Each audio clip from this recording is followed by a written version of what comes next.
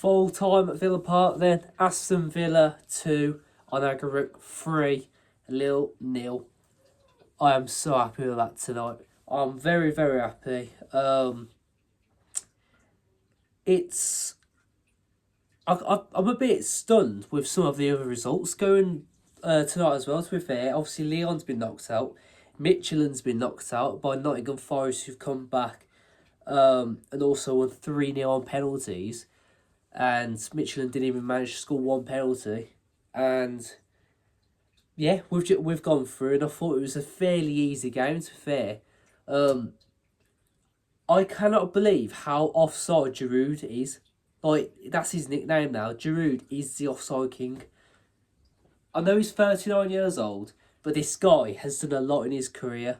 He has scored how many goals getting to us in his career as well. And the last two legs, he's just been so offside, it's unreal.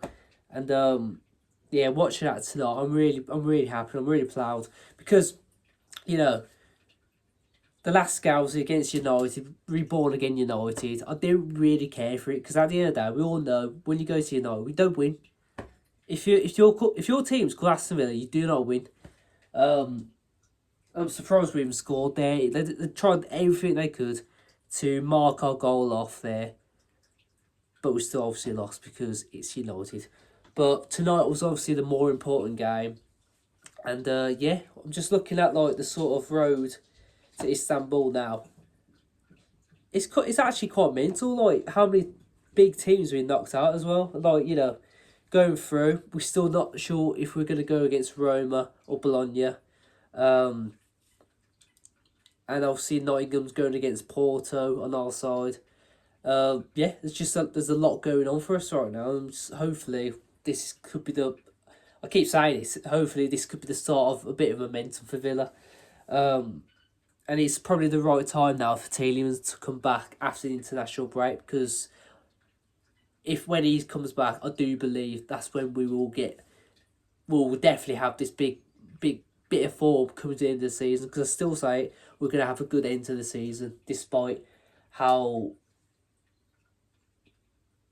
I don't know, how vague it's been, because at the end of the day, the last few results, they haven't been that good, but I do think we're on the road to something good right now, because, you know, a win like that tonight in the knockouts, it does give you a bit of, you know, confidence, a bit of form going to the next few games. Because obviously the next game is West Ham, which is a massive game in itself, just to help us get back into form and back into them Champions League spaces. But yeah, my man of the match tonight, I'd have to go Jadon Sancho or John McGinn. Jadon Sancho is really becoming a player I want Villa to sign. Look, the first player to be signed in the summer. Every time he plays for us now, it's just down that wing. He's just doing everything you want a winger to do, and you know the goal. You know it was a really well worked goal. The first goal tonight, obviously from Martinez, picks out Jadon Sancho. Jadon Sancho's down the wing. Probably could have had a shot off himself, but he lays it off John McGinn. It's good. It's good play from him. It's really good play, and yeah, I'm really liking what I'm seeing from him. Obviously, John McGinn comes off, and then, you know, lo and behold, Leon Bailey actually gets 10 minutes tonight, which I didn't actually predict after his cameo at United. It just wasn't good, was it? But he actually scores a goal tonight. That's the thing. Ollie Watkins, in my opinion, was very nice tonight, in a sense. Like, he wasn't so selfish with the chances he had.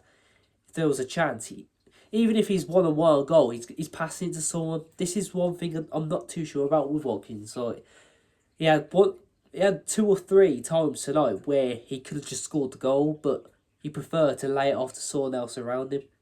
Sometimes that's the right thing to do, but sometimes if you're one-on-one, you just got to give it. You got to take your own chance, and no one's gonna criticise you for that. But all in all, I thought he was really good tonight, and as I said, John McGinn as well.